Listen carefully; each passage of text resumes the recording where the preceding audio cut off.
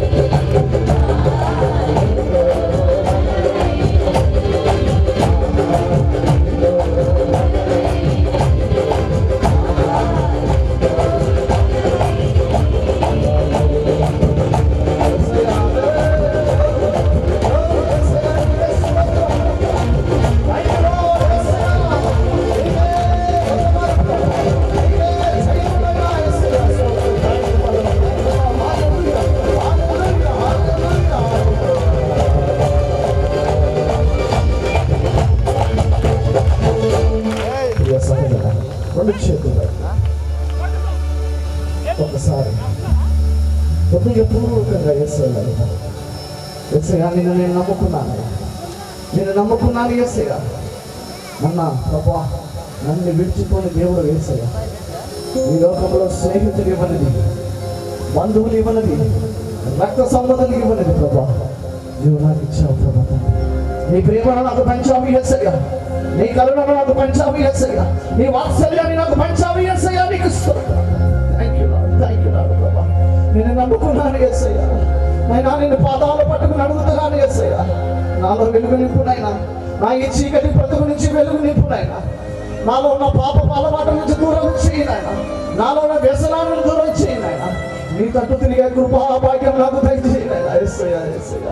Thank you Lord యేసయ్య. నీకే స్తోత్రాలు ప్రభా తండ్రి. నైనా నువ్వు లేకుంటే నేను బ్రతకలేను నాయన, నువ్వు లేకుంటే నేను బ్రతకలేను. చెప్తాను మాట యేసయ్య, నువ్వు లేకుంటే నేను బ్రతకలేను నాయన.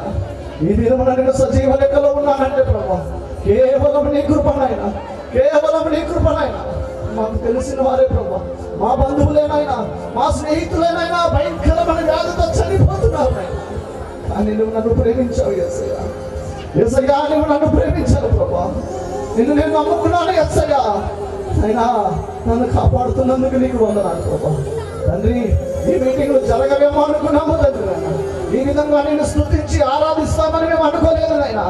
కేవలం నీ కృప ద్వారానైనా, కేవలం నీ కృప ద్వారానైనా మేము అందరం కలిసి ప్రభా నిన్ను ఆరాధించుటకు ప్రభా కృప దయచేసినందుకు నీకు వందనాలు ప్రభా. యేసయ్యా నీకు వందనాలు ప్రభా, యేసయ్యా నీకు వందనాలు ప్రభా. Thank you Father, thank you Lord, thank you Lord. రెండు చేతులు పైకి పెడతాను, రెండు చేతులు పైకి పెట్టి దేవుని అడుగుదాం, ఆయన పాదాలు పట్టుకుని అడుగుదాం. యేసయ్యా నీ బిడ్డగా నేను ఉంటానయ్యా, నీ బిడ్డగా నేను ఉంటానయ్యా. Thank you father. నువ్వు నన్ను విడిచిపోబోతున్నాయినా, నన్ను విడిచిపోబోతున్నాయినా నీ బిడ్డగా జీవిస్తాను. Thank you Father, thank you Lord Yesayya, thank you Yesayya. నువ్వు మా మధ్య ఉన్నందుకు థ్యాంక్ యూ. నిన్నే నిన్నే నమ్ముకున్నానయ్యా, నన్ను నన్ను విడిపోబోకయ్యా. చెప్తాం అందరి మాట. నిన్నే నిన్నే నమ్ముకున్నానయ్యా, అందరం చెప్తాం ఈ మాట. నన్ను నన్ను నీవు లేక నేను బ్రతుకలేనయ్యా, నీవు లేక నేను బ్రతుకలేనయ్యా. నీవుంటే నాకు చాలు యేసయ్యా, నీవుంటే నాకు చాలు యేసయ్యా. నిన్నే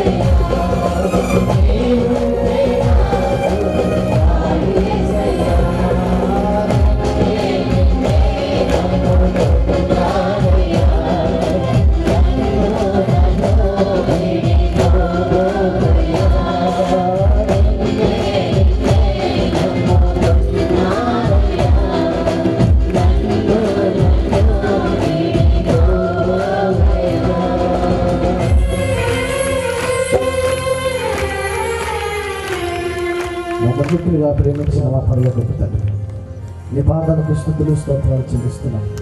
కొన్ని నిమిషాలు నీ పాద సన్నిధిలో చేరి నిన్ను ఆరాధించుటకు, నిన్ను స్తుతించుటకు ఇచ్చిన కృపను బట్టి వందనాలు.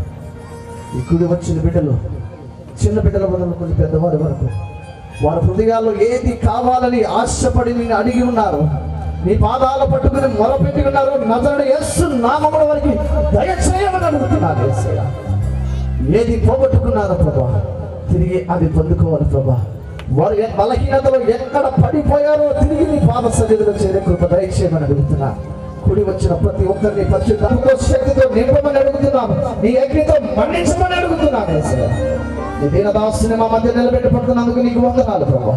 నీ శిలువ చాటును మరుగుపరిచి ఏ వాక్యము ద్వారా మమ్మల్ని కడుతున్నారో ప్రభా, ఆ వాక్యము ద్వారా మమ్మల్ని బలపరచమని, 100 శక్తిని శిలువ చాటును మరుగుపరచమని, వాగ్దానమంతా ప్రభా నీ స్వాధీనంలో ఉంచుకోమని యేసు శక్తి గల నామములో అడుగుచున్నాను తండ్రి. ఆమేన్. గట్టిగా చెప్తామండి. ఆమేన్, ఆమేన్. కూర్చున్నాను. కుర్చీలు వదిలి పెడదాం. స్త్రీలందరూ ఎక్కువ దగ్గర ఉండుకోకుండా ఒక 2 నిమిషాల్లో వాక్యానికి అబ్జెక్ట్ ఉన్నా దూరంగా ఉన్నాడు, కొంచెం దూరంగా ఉన్నాడు కూర్చోండి. మా వెనుకను చూస్తారు అక్కడ కూర్చోవాలని మనవి చేస్తూ ఉన్నా. స్థలం లేదని మళ్ళీ దగ్గర కూర్చొని ఇబ్బంది పడకండి అని మీకు మనవి చేస్తూ ఉన్నా. ఇన్ కేస్ ఇక్కడ వచ్చిన వారికి ఎవరికైనా మాస్క్ లేకపోతే అక్కడ కౌంటర్ ఉంది, ఒక మాస్క్ ఇప్పించుకోనండి. దేవుని మహాకృప వలన, దేవుని దయ వలన 2వ సెషన్, ఈ 2వ రోజున దేవుని దైవదాసులైన దైవ వర్తమానికుడు, దైవారాధన టీవీ ప్రసంగికుడు రెవరెండ్ పి ఎమానలయ్య గారు మన మధ్యన ఉండడం, ఈ రాత్రి కాలమున మరి యొక్క శిష్యునికి వాక్యాన్ని అందించడానికి దేవుడిచ్చిన ఆ మహా సమయాన్ని బట్టి, దేవుడు దాసునికి ఇచ్చిన సమయం మనకిచ్చి మన మధ్యన వాక్యం పంచుకోవడానికి ఇంతవరకు ఓపికతో ఉన్న దైవజనులను మనస్ఫూర్తిగా ఈ గారికి మా హృదయపూర్వక వందనాలు తెలియపరుస్తూ ఉన్నాం. అంతేకాకుండా అనేక సభల్లో వాడబడ్డ, ఆంధ్రప్రదేశ్ తెలంగాణ రాష్ట్రాల్లో విరివిగా వాడబడ్డ, ఎదిగిన కొద్దీ ఒదిగి ఉండాలన్న తత్వం రెవరెండ్ పి ఇమానుయేలయ్య గారిలో ఉన్న విధానం సేవకులమైన మాకందరికీ అది మాదిరికరం, అది నేర్చుకోవలసినది. అట్టి సేవకుడు మన మధ్యన ఉండడం ఆశీర్వాదం. ఈ సమయాన్ని రెవరెండ్ పి ఇమానుయేలయ్య గారికి అప్పచెప్తా ఉన్నా. అయ్యగారు వస్తూ గట్టిగా చప్పట్లు కొడుతూ వాక్యానికి ఆహ్వానించడం. ఈ రాత్రి వేళ కూడా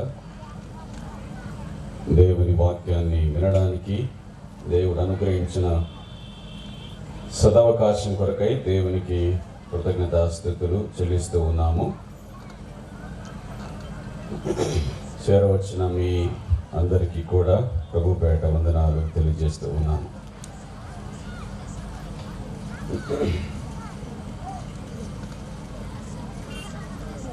పువ్వు లాంటిది ఈ జీవితం,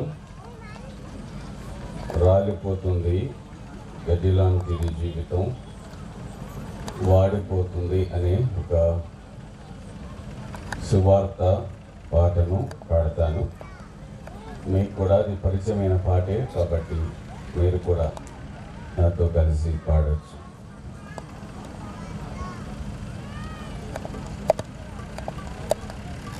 పువ్వులాంటిది జీవితం, రాలిపోతుంది.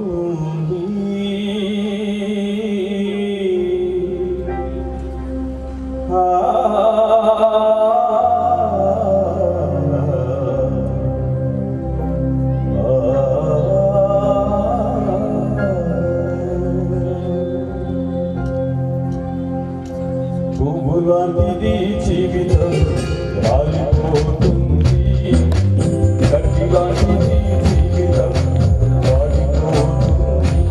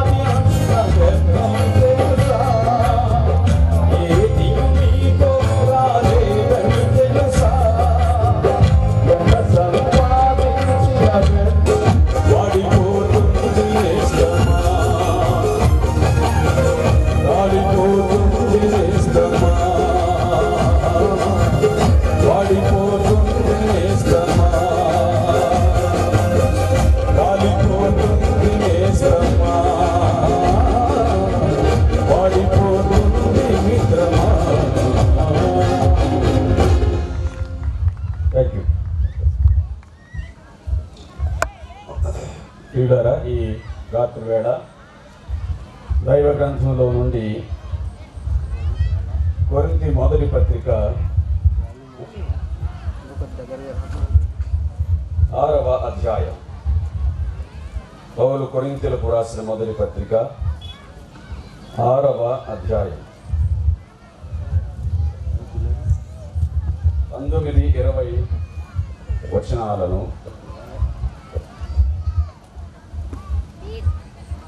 చదువుకుందాము. పౌలు కొరింథీయులకు రాసిన పత్రిక మొదటి పత్రిక 6వ అధ్యాయము 19-20 వచనాలను చదువుకుందాం. మీ దేహము దేవుని వలన మీకు అనుగ్రహింపబడి మీలో ఉన్న పరిశుద్ధాత్మకు ఆలయమై ఉన్నదని మీరెరుగరా? మీరు మీ సొత్తు కారు, విలువ పెట్టి కొనబడిన వారు గనుక మీ దేహముతో దేవుణ్ణి మహిమ పరచండి. ప్రార్థన చేద్దాం. మా తండ్రి, మీ సమస్త ఉపకారముల కొరకై కృతజ్ఞతాస్తుతులు చెల్లిస్తూ ఉన్నాం. మాకిచ్చిన ఆయుష్కాలను బట్టి మీకు స్తోత్రాలు, మాకు దయచేసిన ఆరోగ్యమును బట్టి మీకు స్తోత్రాలు, మాకు అనుగ్రహించిన మీ పాద సన్నిధిని బట్టి మీకు స్తోత్రాలు, మాకు అనుగ్రహించిన ఈ సమయాన్ని బట్టి మీకు స్తోత్రాలు, ఈ వాతావరణాన్ని బట్టి మీకు స్తోత్రాలు. మీరు మమ్మల్ని జ్ఞాపకం చేసుకునండి, కనికరించండి, ప్రతి విధమైన తొందర నుంచి దూరపరిచి మీ కృపను అనుగ్రహించండి. సమస్తం సవ్యంగా శ్రావ్యంగా జరగగలిగినట్లుగా కృప చూపించమని అడుగుతున్నాం. మీ నామ ఘనతను స్థానిక సంఘము గ్రామము గ్రహించగలిగినట్లుగా కృప చూపించండి. పరిశుద్ధాత్మ సహాయాన్ని మాకు అనుగ్రహించండి. చదువుతున్న వాక్య భాగాన్ని దీవించమని క్రీస్తు పేరట వేడుకొనుచున్నాము తండ్రి. ఆమేన్. మీ దేహం దేవుని ఆలయం.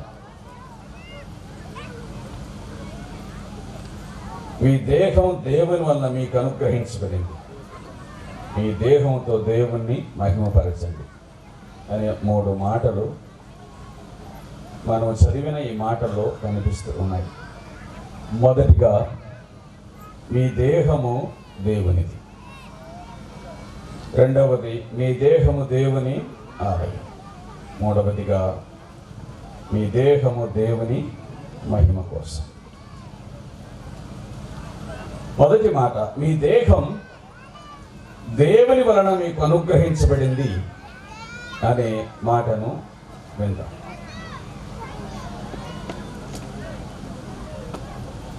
ఆదికాండము 2వ అధ్యాయము 7వ వచనములో, దేవుడైన యెహోవా నేలమంచుతో నరుని నిర్మించి, దేవుడైన యెహోవా నేలమంచుతో నరుని నిర్మించి ఈ దేహం యొక్క నిర్మాణాన్ని గురించి దైవ గ్రంథం బహు స్పష్టంగా మనకు సెలవిస్తూ ఉంది, తెలియజేస్తూ ఉంది. ఈ దేహమునకు కర్త దేవుడు.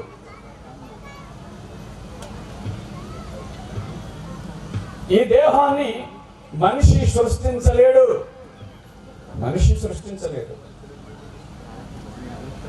ఈ దేహానికి దేవుడే ఆద్యుడై ఉన్నాడు.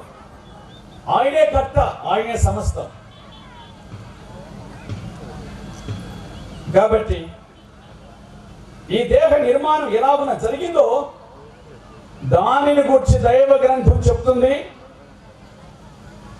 బైబిల్ దేవుని గ్రంథం అని అనడానికి ఈ మాటలే సరిపోతాయి, చాలు. బైబిల్ చెబుతున్న మాటలు సత్యం అని అంగీకరించడానికి మనస్సు ఉంటే ఈ మాటలు సరిపోతాయి. దేవుడైన యెహోవా నేలమంటితో నరుని నిర్మించెను. ఈ దేహాన్నంతటిని కూడా దేవుడు నిర్మించి ఉన్నాడు. ఎలాగున ఆయన దీన్ని నిర్మించాడంటే నేలమంటితో.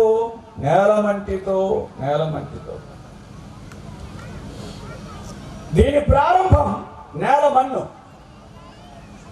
దీని ముగింపు, దీని అంతం అంతర్ధానం నేలమన్నే. నీవు మన్ను గనక మరలా తిరిగి మన్నైపోదు. అంతే బైబిల్ చెప్పే మాట అక్షర సత్యం. నీవు మన్ను గనక మరలా తిరిగి మన్నైపోదు. ప్రసంగి గ్రంథం 12వ అధ్యాయం 9వ వచనంలో రాయమైనటువంటి మాట, మన్ను అయినది వెనుకటి వల్లే మరలా మన్నైపోవును. అంతే, మన్ను మరలా మన్నైపోవును. మన్ను ఒక రిఫైన్ డస్ట్, బాగా శుద్ధి చేయబడినటువంటి మట్టితో దేవుడి దేహాన్ని తయారు చేశారు. ఒక కుమ్మరి కొండను తయారు చేయనప్పుడు మనకు అనిపించే మన్ను ఉపయోగించడు. దానికి అవసరమైనటువంటి మన్ను, ఆ పాత్రకు అవసరమైన మన్ను ఉపయోగిస్తాడు. అందులో ఏ విధమైనటువంటి రాళ్ళు రప్పలు లేకుండా మొత్తం ఏరి పారేసి ఆ మట్టిలో గలీసేమి లేకుండా చేసి అప్పుడు దాన్ని కొండగా ఉపయోగిస్తారు, తయారు చేస్తారు. రాసుకుండే పౌడర్లు, పూసుకుండే స్నోలు, వేసుకుండే సెంట్లు, ఇవన్నీ ఏంటంటే ఆ మట్టి వాసనను కవర్ చేయనికే. అంతేనా కదా? మట్టి వాసనను కవర్ చేయడానికే. ఎంత బాగా స్నానం చేసినా, ఏ సబ్బు రాసుకున్నా, ఒక గంటకు మన తోలును తోమితే వచ్చేదంతా కూడా మట్టే బంగారమా? మట్టి ఎక్కడి నుంచి వస్తుందో అర్థమే కాదు. మట్టిలో తెలియకుండా కిటికీలు తలుపులు అన్ని మూతలు వేసుకొని ఉన్నా కూడా గంట తర్వాత రాస్తే మన శరీరాన్ని తోమితే వచ్చేదంతా మట్టి. చిత్రమైన విషయం ఇది, చాలా చిత్రమైన సంగతి. Bible is true. దేవుడి వాక్యం సత్యం, బైబిల్ గ్రంథం సత్యం. ఎందుకంటే నేల మంటితో ఆయన నరుని నిర్మించాడు. నేల మంటితో నరుని నిర్మించాడు. పొలము నుంచి ఇంటికొచ్చే మనిషి యొక్క శరీరం అంతా మట్టి వాసనే. బయట తిరిగి ఇంటికొచ్చే మనిషి శరీరం అంతా మట్టి వాసనే. ఎందుకంటే మన్ను శుభ్రం చేసుకుంటుంటే పక్కన కూర్చోగలం, లేకపోతే పక్కన కూర్చోడానికి కూడా వీలుగా. నేల మంటితో నరుని నిర్మించాడు. ఈ నిర్మాణంలో అనేక సంగతులు కనిపిస్తాయి. ముఖ కవలికలు, ఆకారం, ఇది ఉంది కదా, ముఖ కవలికలు, ఆకారం. మీ ఇంటిని మీరు కట్టుకున్నప్పుడు మీకు ఎప్పుడైనా కొంచెం ఇబ్బంది కలగవచ్చు. ఈ కిటికీ ఇక్కడ కాకుండా ఇట్లుంటే బాగుండును, ఈ తలుపు ఇంకొకటి పెట్టుకొని ఉంటే బాగుండును, ఈ తలుపు ఇక్కడ కాకుండా ఇంకా అట్లుంటే బాగుండునని ఎన్నోసార్లు మన ఇంటిని గురించి అనుకుంటాం. మనకు వీలైతే కనుక దానిలో మార్పు కూడా చేసుకుంటాం. మీకు ఎప్పుడైనా సరే ఈ కళ్ళు ఇక్కడ ఉండకుంటే బాగుండునని అనిపించిందా? ఈ చేతులు ఇక్కడ ఉండకుంటే బాగుండునని అనిపించిందా? ఈ ముక్కు ఇక్కడ కాకుండా ఎక్కడైనా ఉంటే బాగుండునని అనిపించిందా? లేదే, లేదే. దేవుడు నిర్మించినటువంటి ఈ దేహం ఉందే, it is a perfect creation. ఇది పరిపూర్ణమైన సృష్టి, పరిపూర్ణమైన సృష్టి. మనిషి నిర్మించుకున్న దానికి, మనిషి కట్టుకున్నటువంటి దానికి ఎన్ని మార్పులు చేర్పులైనా చేయొచ్చు, కానీ దేవుడు నిర్మించినటువంటి దీనికి మాత్రం నువ్వు మార్పులు చేర్పులు ఏమి చేయాల్సిన అక్కర లేదు, అవసరమే లేదు, అవసరమే లేదు. చాలా కాలం కిందట, 2-3 కాదు, ఇంచుమించుగా ఒక 10 సంవత్సరాల కిందట ఈనాడు పేపర్లో చెవిని దేవుడు ఇట్లా ఇట్లా ఇట్లా కాకుండా ఇట్లా వంచి ఉంటే బాగుండేదంట. ఇట్లా వంచితే ఎట్లుంటుందో చూడండి. అందుకే కొంతమంది చెవి వినకబడకపోతే వాళ్ళు ఇట్లా అంటారంట. అంటే ఇంత దాంట్లో మనం మాట్లాడే మాటలు ఏమన్నా అడ్డపడి చెవులకు పోతాయా? కాదు కదా. తిక్క మనిషి ఏమేమో మాట్లాడుతుంటాడు. ఏం చేయడానికి చేత కాదు, ఒక చెవిని నిర్మించడానికి చేత కాదు, కానీ నిర్మించిన దేవుని సృష్టిని కూర్చి రకరకాల మాటలు మాట్లాడతాడు ఈ మనిషి.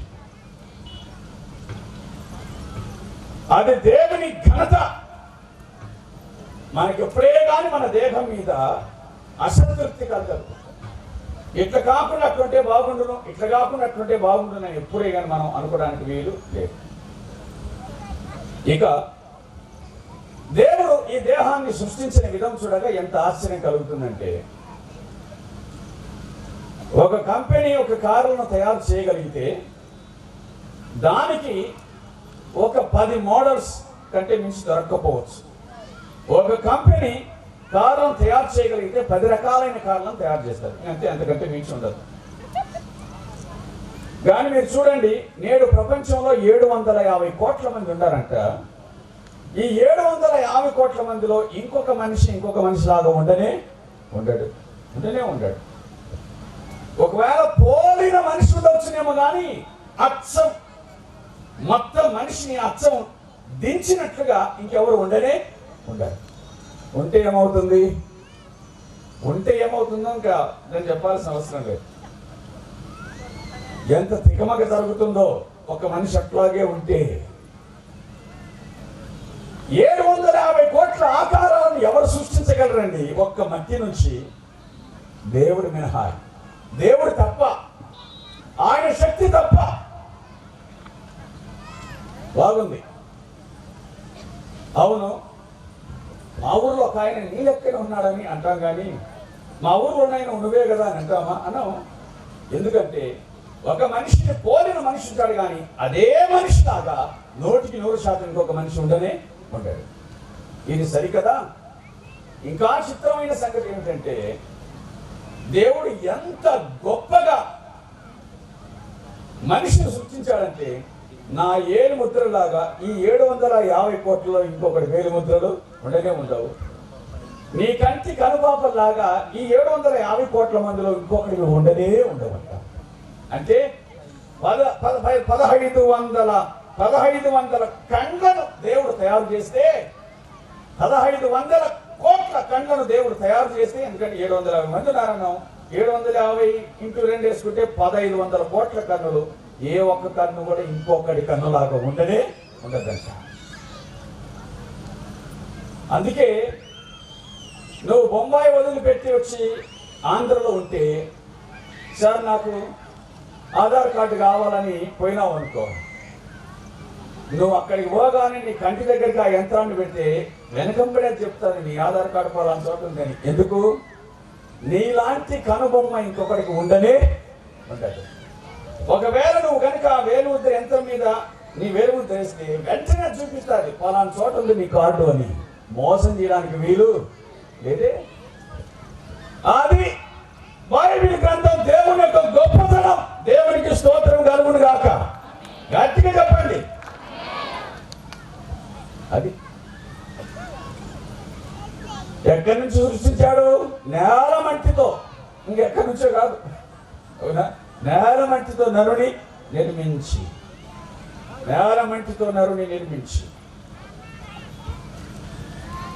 తర్వాత మాటను చూడండి. మన రూపాలను చూస్తే, మన ఆకారాలను చూస్తే, అవునా, ఎందుకో కొంతమంది చాలా అందంగా పుడతారు, మరికొంతమంది సాధారణంగా ఉంటారు, మరికొంతమంది వికారంగా పుడతారు, మరికొంతమంది పిచ్చి తిక్క పిల్లలుగా పుడతారు. ఇదేంటి దేవుడు ఇట్లా సృష్టించినాడు? జవాబు చెప్తుంది దేవుని వాక్యం. నిర్గమకాండం 4వ అధ్యాయం 11వ వచనంలో రాయబడిన మాట. నిర్గమకాండం 4వ అధ్యాయం 11వ వచనం. యెహోవా ఆయన మాట్లాడుతున్నాడు ఇట్లా, మానవులకు నోరిచ్చిన వాడెవడు? వింటున్నారా? మూగవాణ్ణి గాని, చెవిటివాణ్ణి గాని, దృష్టి గలవాణ్ణి గాని, గుడ్డివాణ్ణి గాని పుట్టించిన వాడెవడు? ఈ దేవుడనైనా యెహోవానగు నేనే కదా.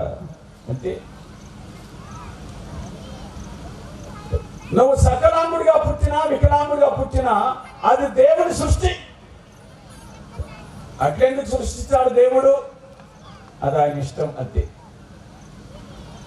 ఒక కుమ్మరి మట్టితో తనకి ఇష్టమైన పాత్రను తయారు చేస్తారు. ఎందుకు ఇట్లా చేసినావు అని చూసిన వాళ్ళు అడగలేరు, చెయ్యబడింది అంతకంటే మించి అడగలేదు, ఎందుకు ఇట్లా తయారు చేశామని. అర్థమైంది మాట? కారణం ఏమిటి అనగా, అది సృష్టికర్త యొక్క నిర్ణయం, అది ఆయన ఇష్టం. ఇక నువ్వంటూ ఏమి చేయడానికి వీల్లేదు సుమా. అందుకే సకలాంగులు కలిగిన వారైతే మంచిదే, సంతోషించండి. అన్నం కలిగిన వారైతే సంతోషించండి, గర్వించకండి. దేవుడు ఒకరికి ఇచ్చేది ఇంకొకరిని తృణీకరించడానికి కాదని గుర్తుంచుకోవాలి. దేవుడు నీకేమైనా ఇచ్చాడంటే జ్ఞానము కానీ, ఘనత కానీ, అందము కానీ, ధనము కానీ నీకేదైనా ఇచ్చాడు అంటే ఇతరులను తృణీకరించడానికి కాదు. తాను గర్భవతిని అయితేనని తెలుసుకున్నప్పుడు దాని యజమానురాలు దాని దృష్టికి నీచమైనదాయను అని హాగర్ను గురించి వ్రాయబడి ఉంది. ఆదికాండం 16వ అధ్యాయం 4వ వచనం. విచిత్రమైన మాట అది. తాను గర్భవతి కాగానే తన యజమానురాలు నీచంగా చూసిందట. దేవుడు నీకు ఇచ్చింది ఇతరులను తృణీకరించడానికి కాదు. సంతోషించు, దేవుని కోసం బ్రతుకు. అది దైవోద్దేశం, దేవుని సంకల్పమని దైవ గ్రంథం జ్ఞాపకం చేస్తూ ఉంది. కొందరు వికలాంగులు పుడతారు, అయినా సరే ప్రశ్నించడానికి లేదు, దేవుని సంకల్పమును ఎదిరించడానికి లేదు. నేను ఈ మాటలు ఊరికే చెప్పడం లేదు, దైవ గ్రంథమే ఆ విషయాన్ని మన దృష్టికి తెచ్చింది కాబట్టి మనం కేవలం నిరుత్తరమై ఉన్నాం. రోమా పత్రిక 9వ అధ్యాయము 20వ వచనం. అవును కానీ ఓ మనుషుడా, దేవునికి ఎదురు చెప్పుటకు నీవెవడవు? నన్ను ఎందుకు ఇలాగ చేస్తావని రూపింపబడినది రూపించిన వానితో చొప్పున ఒక ముద్దలో నుండి ఒక ఘటము ఘనతకును ఒకటి ఘనహీనతకును చేయుటకు మంటి మీద కుమ్మరి వానికి అధికారము లేదా? దేవునికి అధికారం ఉంది. దేనికోసం అనగా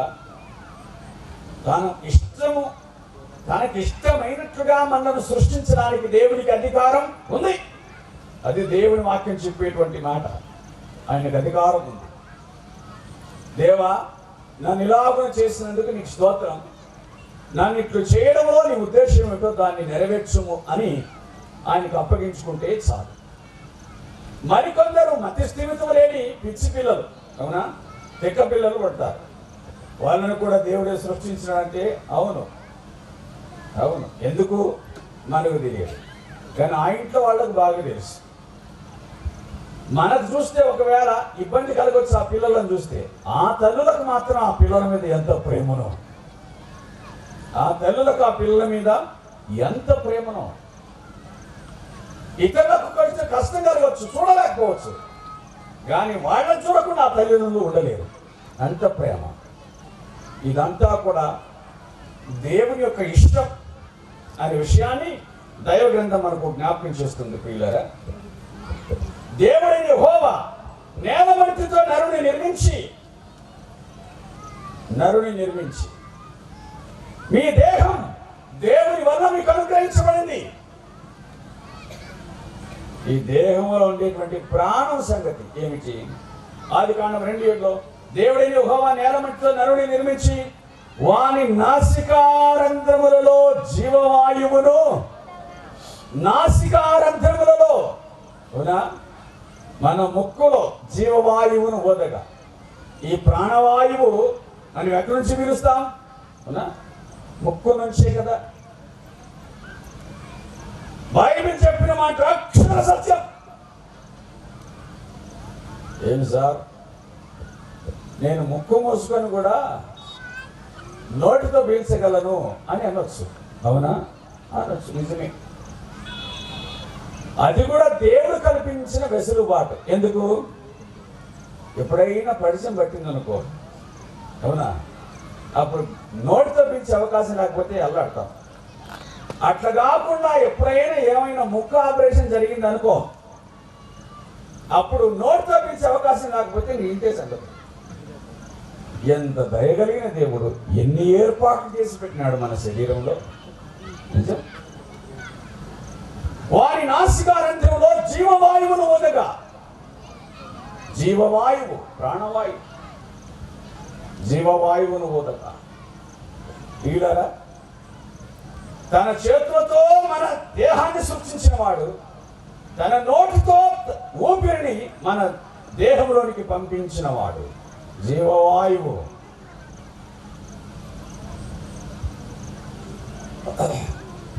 ఈ దేహాన్ని బ్రతికించినటువంటిది వాయువు, అవునా.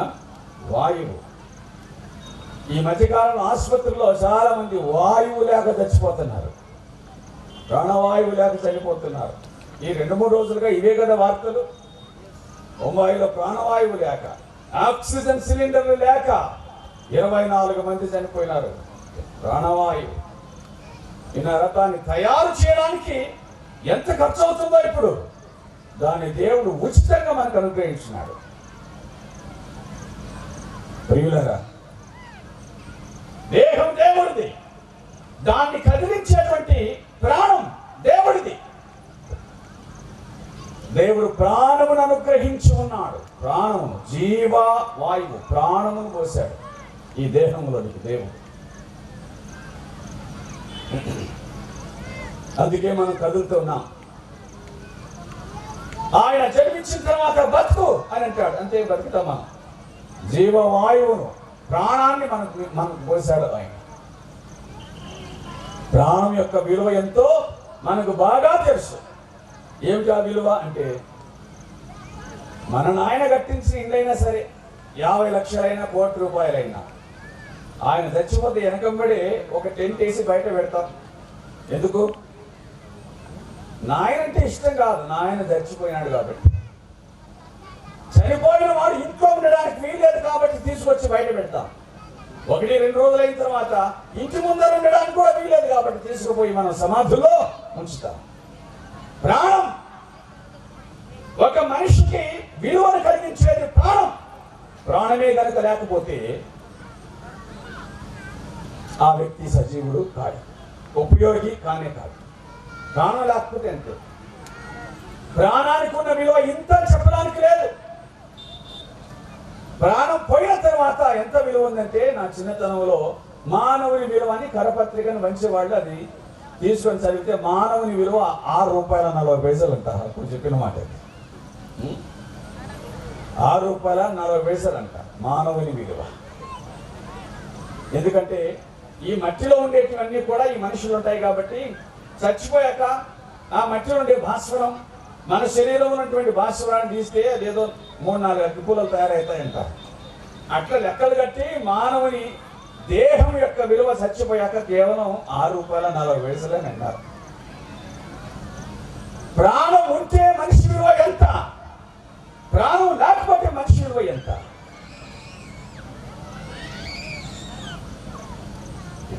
ప్రియులారా, జీవము కలిగిన దేవుడు జీవాన్ని పోసినాడు. జీవానికి కారణం జీవము గల దేవుడు. జీవము గల దేవుడు. కొందరు సంతానం లేని వాళ్ళు ఉంటారు. మరి వారు చేయాల్సిందో దేవుని వాక్య ప్రకారంగా చెప్తాను. సంతానం లేని వాళ్ళు వారు చేయవలసిన పని దైవ గ్రంథం చెబుతుంది. ఆదికాండం 24:25లో ఇస్సాకు గొడ్రాలైన తన భార్య కొరకు ప్రార్థన చేసినాడంట. ఇస్సాకు గొడ్రాలైన తన భార్య కొరకు ప్రార్థన చేసినాడు. భర్త పిల్లలు లేని తన భార్య కొరకు ప్రార్థన చేసెను అనే మాట వ్రాయబడింది. సమూయేలు మొదటి గ్రంథం 1వ అధ్యాయం 10వ వచనంలో గొడ్రాలైనటువంటి హన్న తన కోసం తాను ప్రార్థన చేసింది. దేవుడా, నాకు సంతానాన్ని ఇయ్యయ్యా, మళ్ళా తిరిగి నీకు ఇస్తానని ప్రార్థన చేసింది. మీరు ఆ మాటలు వినాలి. సంతానం లేనటువంటి భర్త తన భార్య కొరకు ప్రార్థన చేశాడు. సంతానం లేనటువంటి ఆ స్త్రీ తన కోసం తాను ప్రార్థన చేసుకుంది. అయ్యా, జీవం నువ్వే కదా ఇచ్చేది, కాబట్టి నాకు సంతానం దయచేయమని ప్రార్థన చేసింది. దేవుడు వారికి సంతానాన్ని అనుగ్రహించి ఉన్నాడు. దేవునికి స్తోత్రము కలుగును గాక. మంచిది. ఇప్పుడు ఏం చేస్తున్నారంటే, యాడుకో వారాలు తిరుగుతున్నారు. ప్రార్థన చేసుకునేంత ఓపిక ఎవరికుంది ఇప్పుడు? అవునా? ఇప్పుడు మగళ్ళు ప్రార్థనకు రారు, అవునా కాదా? మీరు చూడండి, స్త్రీలు ఆడవాళ్ళు ఎంతమంది ఉంటే పురుషులు ఎంతమంది ఉంటారు.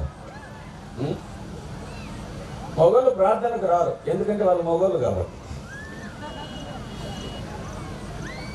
ప్రార్థన ఆడోళ్ళకే, ప్రార్థన అంటే ఆడోళ్ళకే, అవునా? ఆడోళ్ళు వాళ్ళు ఎప్పుడు వస్తారంటే పండగనా పోతుంది సార్, కొంచెం వాసన పీల్చుకొని పోదాం, గాలి పీల్చుకొని పోదామని వచ్చారు ఆ టైం. అది సంవత్సరానికి సరిపోతుంది అనమాట, మళ్ళా సంవత్సరానికి వచ్చారు. కాబట్టి వాళ్ళు ఆడ ప్రార్థన చేశారు, గుర్తుంది.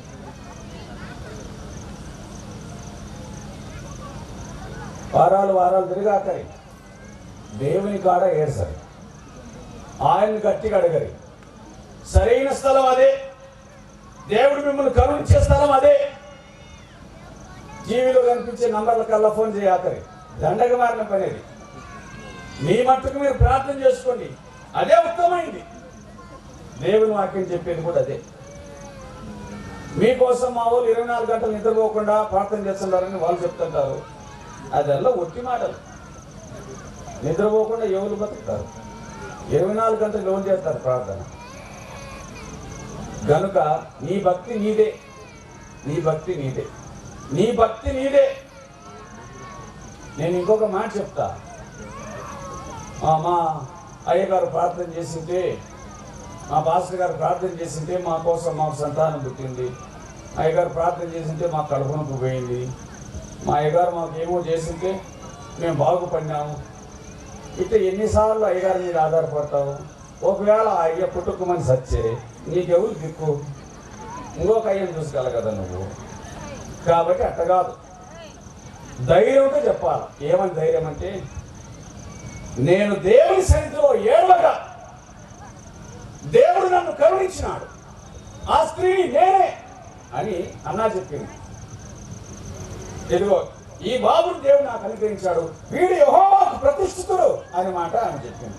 అది సాక్ష్యం అంటే. సాక్ష్యం అంటే నీకు దేవుడికి మధ్య జరిగింది సాక్ష్యం, మధ్యవర్తి ద్వారా జరిగింది కాదు సాక్ష్యం. నీకు దేవుడు ఏం చేశాడు, దేవుడికి నీకున్న భక్తి ఎంత మేర ఉంది.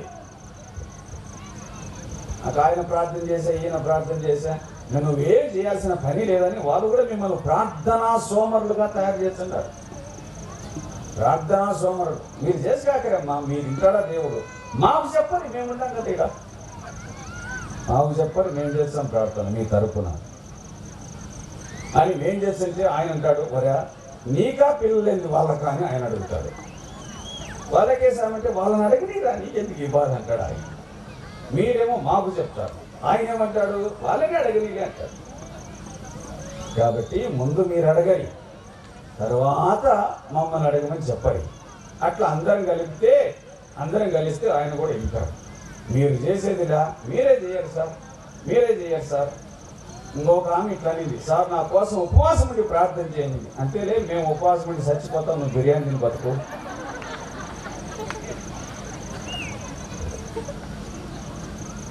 ఏ మీకోసం ఉపవాసం ఉండాల్సిన కర్మ మాకేం పట్టింది? మా పానం మీదకి వచ్చేప్పుడు మేము ఉపవాసం ఉంటాము, ఇప్పుడు ఇంతమంది మాకు తెలుసు. మీకు వచ్చినప్పుడు మీరున్నది ఉపవాసం, మమ్మల్ని ఉండమంటారు మీకోసం. ఏం మేము ఉపవాసం ఉంటే మీ కడుపు నిండుతుందా? మీరు కడుపు నిండి తింటే మాకు కడుపు నిండుతుందా? భక్తి జీవితం అంటే దేవునికి నీకు మధ్య ఉన్న వ్యవస్థ. కొట్లాడుకో దేవునితో, అడుగు దేవుణ్ణి, ఆ తర్వాత దేవుని దాసుడు. మళ్ళీ చెప్తుందా, మొదట దేవుడు, తర్వాత దేవుని దాసుడు. ఇది నిజమా కాదా? ఇది క్రమమా కాదా? ఇది పద్ధతే కాదా? మొదట యజమానుడు, తర్వాత దాసుడు. ముందు దాసుడు, తర్వాత యజమానుడు కాదు. మొదట యజమానుడు, మొదట దేవుడు, తర్వాత దాసుడు.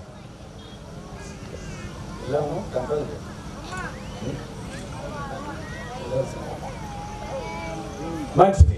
దేవుని వాక్యం చెప్తుంది కదా. నేను ఎందుకు చెప్పాను ఈ మాటలంటే, సంతానం. సరే, ఎవరికైనా ఏ సహోదరికైనా సంతానం లేకపోతే మనం వాళ్ళ ఇంటికి వెళ్ళి ఒక 10,000 రూపాయల బొమ్మను తీసుకొని వెళ్ళి వాళ్ళకి ప్రజెంట్ చేసి వాళ్ళకి వచ్చి, అమ్మా ఈ బొమ్మను సాక్కో అని అంటే వాళ్ళు ఏమంటారు? మనం చెప్పినట్టుగా ఆ బొమ్మకు నీళ్లు పోసి పౌడర్ రుద్ది, నా బిడ్డని, నా కొడుకే, మా నాయన్ని అంటే ఎట్లుంటుంది? ఈమెకు తిక్కలేసిందని అనుకుంటారు. అవునా కాదా?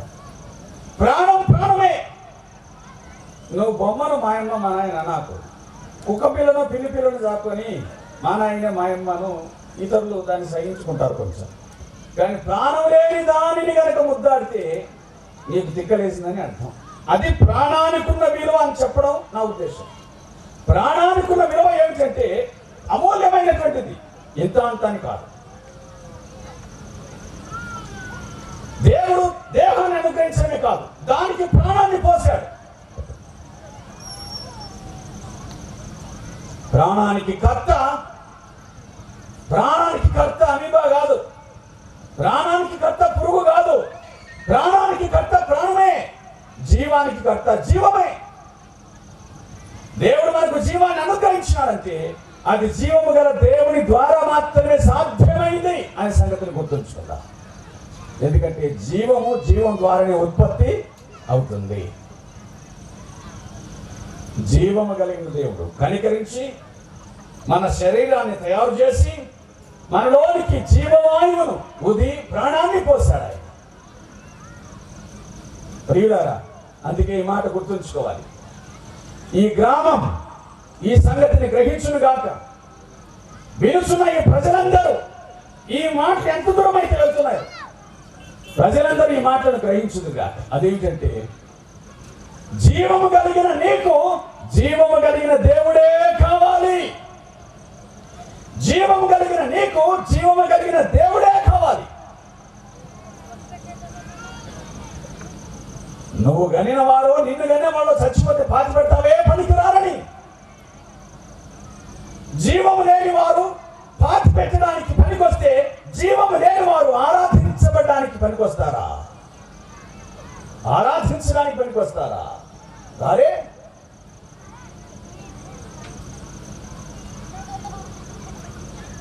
ఒక ఇంట్లోకి పోగానే ఆ ఇంట్లో ఒక పెద్ద ఆయన ఫోటో గోడకు ఏలాడుతుంది. దానికి దండేసినారు, దాని చుట్టూ కరెంటు బల్బులు వెలుగుతున్నాయి. అవునా? కరెంటు బల్బులు వెలుగుతున్నాయి. ఏమని అర్థం? మనకు ఉన్నాడనే పోయినాడనే, ఉన్నాడనే పోయినాడనే, పోయినాడని అర్థం. ఎప్పుడు దావట్నాడు పోయినాడు. అవునా? ఈ పక్క గోడకు యేసు ప్రభు ఫోటో, దేవుడి ఫోటో ఉంది, దానికి దండేసిన, దానికి బల్బులు ఉన్నాయి. ఈయన ఉన్నాడనే పోయినాడనే. ఈ పక్క నేను పోయినోడైతే ఈ పక్క నేను కూడా పోయినట్టే లెక్క, అంతే కదా? ఈ పక్క నేను ఉన్నట్టయితే ఈ పక్క నేను కూడా ఉన్నట్టే లెక్క. ఈ పక్క నేను ఏమంటున్నానంటే, నేను పోలేదు రోయ్, నేను యుగాయుగంలోకి సజీవుడని అంటున్నాడు. ఇదిగో నేను మృతుడనైతిని కానీ యుగాయుగంలోకి సజీవుడని అంటున్నాడు. ఏమో స్వామి, అదంతా మాకు అవసరం లే, మేము మాత్రం నీకు దండేసాం, చుట్టూ బల్బులు పెడతాము, ఉంటే ఉండు, పోతే పో అన్నట్టు మనం పెట్టుకుంటాం.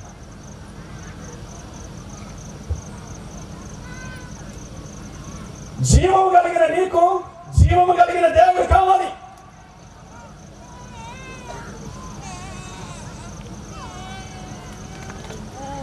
చనిపోయిన మనిషి దగ్గరికి వెళ్ళి నాకు సహాయం చేయమని అడగడం ఎంత మూర్ఖమో, జీవము లేని వాటి దగ్గరికి వెళ్ళి నాకు సహాయం చేయమని అడగడం కూడా అంతే మూర్ఖత్వం.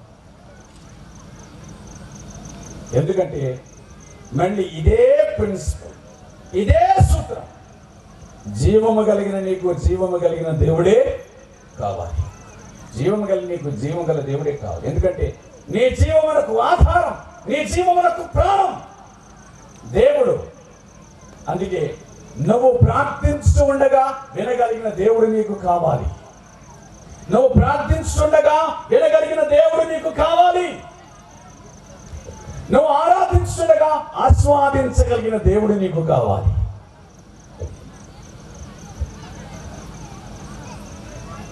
అట్లా కాకుండా ఒక మృతునికి, ప్రాణము లేనటువంటి దానికి నువ్వెంత చేసినా అది నిష్ప్రయోజనం. ఈ రాత్రి వేళ మాటలు గ్రహించుదురుగాక.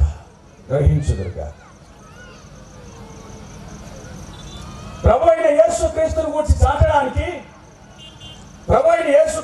చాటడానికి రెండు ప్రధానమైనటువంటి విషయాలు ముఖ్యమైనవి. వాటిలో ఒకటి ఆయన పరిశుద్ధత. ఆయన పరిశుద్ధుడు. అవునా? ఆయన పరిశుద్ధుడు. అందుకే మనం ఆయన ఆరాధిస్తున్నాం. ఆయన పరిశుద్ధుడు కాబట్టి మనం ఆయన ఆరాధిస్తూ ఉన్నాం. పరిశుద్ధుడు కాబట్టి ఆయన మనం ప్రస్తుతిస్తూ ఉన్నాం. పరిశుద్ధుడు మాత్రమే ఆరాధనకు యోగ్యుడైనటువంటి వాడు. మనుషుని కంటే ఉన్నతమైన గుణములు కలిగిన వాడు, మనుషుని కంటే ఉన్నతమైన ప్రవర్తన కలిగిన వాడు, మనుషుని కంటే ఉత్తమైనటువంటి లక్షణాలను ప్రదర్శించిన వాడు. అతడు మాత్రమే ఆరాధనకు యోగ్యుడు, ఆరాధనకు పాత్రుడు అనేటువంటి విషయాన్ని గుర్తుంచుకుంటాం. మంచిది. మరి అట్లయిన ఎడరా మన ఆరాధనకు పాత్రుడు ఆయనే కనుకైతే ఈ రాత్రి వేళ ఆలోచించాల్సింది కూడా అదే సంగతి. నేను ఆరాధించున్నవాడు నా ఆరాధనకు పాత్రుడా, నేను ఆరాధించినటువంటి వాడు నా ఆరాధనకు అర్హుడా. ఎందుకంటే జీవము కలిగిన వాడు పరిశుద్ధుడైతేనే ఆయన అర్హుడు అనేటువంటి విషయాన్ని గుర్తుంచుకుందాం.